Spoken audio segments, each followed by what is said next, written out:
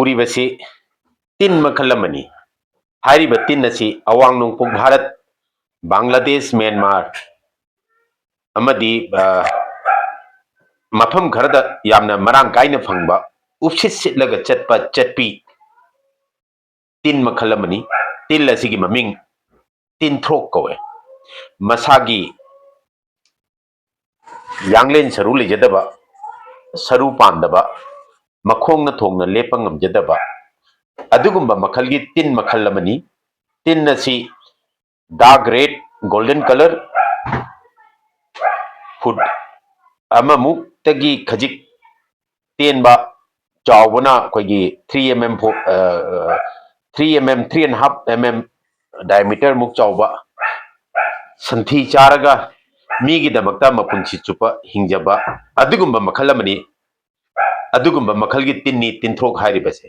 तिनथ्रोक असिगा same similar यामना मानबा कैरेक्टर चेंग केजी मंगा चाबा तिनथ्रोक मखोंग अनि पानबा अदो मखोंग अनि पालगसु मसान मखोंगना थोंगना लेपा ngamjadaba अदुगुंबा सा मखल अमा अदुगुंबा ताइबंग मपुने सेमकपा थवाई पानबा सा मखल अमा चेंग केजी मंगाना चेंग केजी मंगादा मसागी काइकुमनबा योंथोकचबा ngamba अदुगुंबा थवाई पानबा तिल अदुगी मरमदा खजिक हाइजके हाइदना मयामदा तिनथ्रोक सिंगदा कोकनोना खुरमजरी आई हिजम राजेन चेंग के आईगिना पिजरिबा पाउयल सिंग अछि चेंग के जी मंगा चाबा तिनथ्रोक सिंगदनी आई हिजम राजेन मयामना हौजिक हौजिक थोकलिबा थौदोक असिदा मणिपुरदा थोकलिबा थौदोक असिदा बराक वैली असम दा लेबा मैतै सिंगना बीजेपी बीजेपी बीजेपी हाइना कोई चोंग चोंगबा सिंगदो मको करी हाइनिंगबा लई मसी आइना मयामदगी कमेंट मचा मतंग मयामगी ओपिनियन असी पाम थोगनिंगदबा थौदोक असी थोखरे थोखिबसी ngautrang phaitrang na batawna yung la batawna koichung chungba koichung chungba adugumba asam da bhot khomba lamba ibungo du mahaga si moral ground da resign tabam thoktro manipur gi home minister govindas moral ground da home minister plus chief minister moral ground da resign tabam thoktro मी क्या no सीरे है ना सुम हौजी फावो पाव दाव से मी तरा मुक सीरे है ना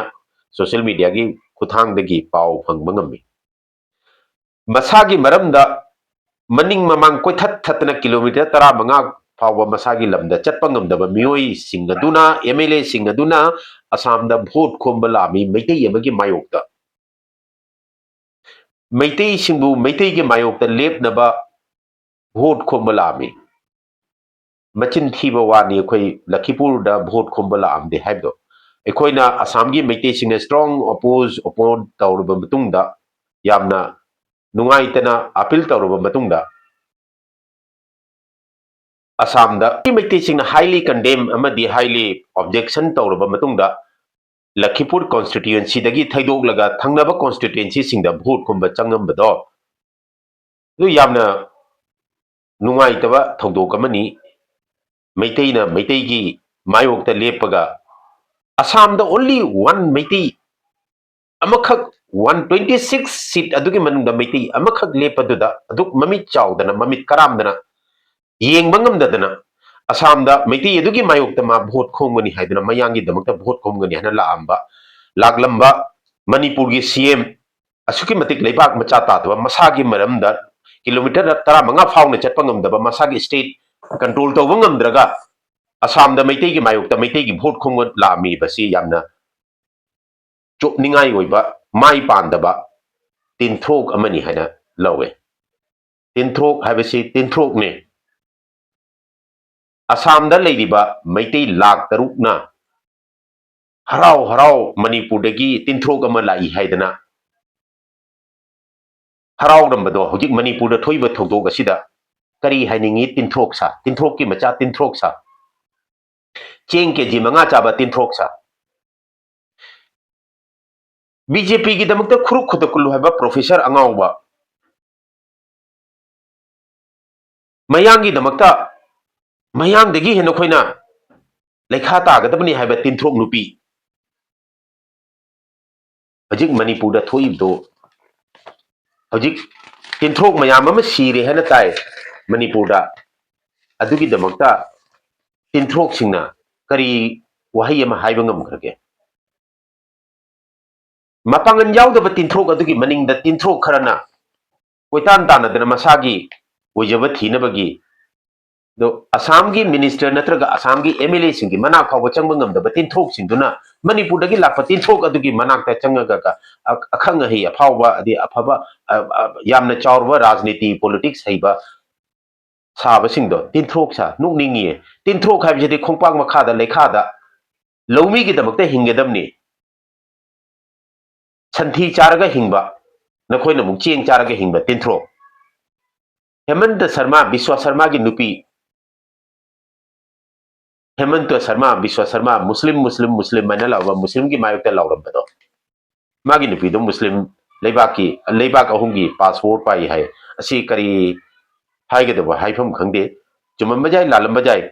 अदु मुस्लिम लेबाकी सिटीजन जो ओई है करी हाइनिंगी तिंथ्रोक सिंगना हन्न हन्न हाय तिंथ्रोक सिंगना हन्न हन्न भोट पीरगसु तिंथ्रोक अमा फाव काबंग मोय मी अमा फाव काबंग मी हाय आई मी हाइगदोनी स्वाइसिदको मैते अमा फाव काबंग मोय तिंथ्रोक सा ई वाफम अमतंग हाइजगेसे असम दा बाइफर्केशन तौखिबा डिलिमिटेशन तौखिबा दुदा Meitei ACS Assam civil service की रिटायर और Meitei principal retired so called intellectual social activist particular party अमगी दमकता मैते ऑटोनोमस काउंसिल तालंबा लीडर सिंह गसी करम हाइना ऑटोनोमस काउंसिल तागदोरिबा बीजेपी दा चंगगा बीजेपी की दा जॉइन तौखरगा सरू लांगलेन सरू यावदबनिना नोंथखरे नोंथकी बसी तिंथ्रोकनी तिंथ्रोक चप मानबा तिंथ्रोक तिंथ्रोक हाइबसिदि तिंथ्रोकनी असम दा डिलिमिटेशन तौबा मतम बदुदा मैते मचा कया रिप्रेजेंटेशन तौकी मधु गी मरम डिस्प्यूट अखोगी रिप्रेजेंटेटिव अमा रिप्रेजेंटेशन अमा लेतबगी मरम दा नि तिंथ्रोक सा तिंथ्रोक चेंग केजी मंगा चाबा तिंथ्रोक सा आई खुनसिंग अदुगी ममिंग द समलपना हाइकेसे सिंगिरबोन दोलुग्राम अनवा मनुंग रुपाई वाली चिंगदोंग लेकाई बिबिग्राम बिबिगांव इचा पार्ट 1 इचा पार्ट 2 तोलेमखुन नुंगफौ पलारबोन रानीपुर चंद्रपुर बासकांडी तोरंग लेकाई कोरोईकांडी माछपरा बादरी हारिबा खुनसिंग से लखीपुर खुंदगी चिंथोगा लौथोकलगा सुनाईदा अमदी उधारबोंद लंचेख्रिबा हाइबदी लखीपुर हाइबा अदुदा मेतई मचा अमा मी सांगलेन यांगलेन सरू यावबा सरू पानबा मी अमा मखोंग अनि पानबा चाक चाबा संथी चेंग केजी मंगा नतबा मसागी हुमांग ममन चाबा मेतई मचा अमा दिसपुर 126 गैंग अदुगी मनुंग चंग अनि हाइदना ब्रैकेट चावना बार इंखोल हिंखोल अमा खाजनबा चेकपल अमा वांगना खारंबा मखोइना चंगतनबा हाइदना मैतई सिंबु दो तिंथ्रोक सा हारिबा खुन सिंग से असिदा मैतई चौराक मी लिसिंग तरा अस मैतई हाइगद्रा से तिंथ्रोक हाइगद्रा तिंथ्रोक हाइरे तिंथ्रोक लो सिदा लोइपुन मक्ति तिंथ्रोक ओइरो मोय करी नाइबदी सिदा मी मैतई यावरंगनी हाइरिबा खुनजिंगदा सिंगिरबोन दोरुग्राम लुपाबारी अनवा मनुंग हाइरिबा खुनजिंग सी मनुंग दा सोइदना मी खरदी यावरंगनी चाक चाबा मी दो अतै दि तिंथ्रोक ngaktani दो तिंथ्रोक सिंगसे मैतई अमा दिसपुर चंगक्तनबगी हाइदना हौजिक लैरिबा नोइगी पुपु से बिहारी पुपु से असी यावरगा दिसपुर फम्मगा ꯆꯥꯎꯈ꯭ꯔꯕ ꯆꯥꯎꯈ꯭ꯔꯕ ꯄꯣꯂꯤꯁꯤ ꯑꯃ ꯃꯩꯇꯩ ꯑꯁꯤ ꯄꯔꯃꯅꯦꯟꯠꯂꯤ ꯗꯤꯁꯄꯨꯔ ꯃꯅꯨꯡꯗ ꯆꯪꯉꯛꯇꯅꯕ ꯍꯥꯏꯗꯅ ꯑꯗꯨꯒꯨꯝꯕ ꯄꯣꯂꯤꯁꯤ ꯑꯗꯨ ꯁꯤꯟꯈꯤꯕꯅꯤ ꯑꯗꯨꯕꯨ ꯉꯁꯤ ꯃꯅꯤꯄꯨꯔꯗ ꯊꯣꯛꯂꯤꯕ ꯊꯧꯗꯣꯛ ꯑꯁꯤꯗ ꯑꯩꯈꯣꯏ ꯇꯤꯟꯊ꯭ꯔꯣꯛꯁꯤꯡꯅ ꯀꯔꯤ ꯍꯥꯏꯗꯣꯔꯤꯕ ꯑꯁꯥꯝꯒꯤ ꯂꯥꯛ ꯇꯔꯨꯛ ꯇꯤꯟꯊ꯭ꯔꯣꯛꯅ ꯀꯔꯤ ꯍꯥꯏꯒꯗꯣꯔꯤꯕ ꯅꯃꯥꯏꯗꯣꯗꯤ ꯏꯀꯥꯏꯗꯕꯅꯤꯅ ꯅꯣꯛꯁꯤꯟꯅꯔꯒ ꯃꯤꯅ ꯄꯤꯔꯛꯄ ꯆꯦꯡ ꯈꯔ ꯁꯟꯊꯤ ꯈꯔ ꯆꯥꯗꯅ ꯍꯤꯡꯒꯗꯧꯔꯤꯕꯅꯤ इकाई खुमदनिंगाई ओरबा तिंथ्रोक्सा Manipur ngasi तिंथ्रोक तरुक तगी तरामु asi masing asi confirm nate kaina hujik phangba paw ani khakta amana taruk ni hai amana tara ni hai to tinthok taruk si re hai nong nini mamangda manipur gi tinthok yong ama kochung chong dana asam da vote khombala amado maitei gi mayokta tinthok singna harau gi bedo ado hujik kari hainingi nakhoi gi tinthok sing ado khongpak makhada suru suru neilaga hathre tinthok sing kari hainingi yamna nungaite aidi tinthok nate yanglen saru pali yada saru pali saiba ngami nakhoi gi chawrba leinumgi taibang aduda hingba pamba nate mi ni aidi ngasi asamgi aroiba vote khomba nubini 72 hours pung humudra ni thogi mamangda vote की लाउबा vote खोबा भारत की संविधान की भारत की constitution की मतुंगिना peoples representation act 1951 की मतुंगिना ngasi asi roi ngasi pung taruk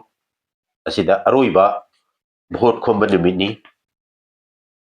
aina hainingi basi maitai machada piu haibani kanaguma party yanga piu haibanate maitai macha amakhat lepi duda mayam saugatpiu haibani ai BJP Congress communist आई मधु करीम फाव हाइनिंग दे मैते मचा मखक असम दा भोट लेपी महाकु सौगतपिउ ngasi gi oina mayam punum pu thaga jare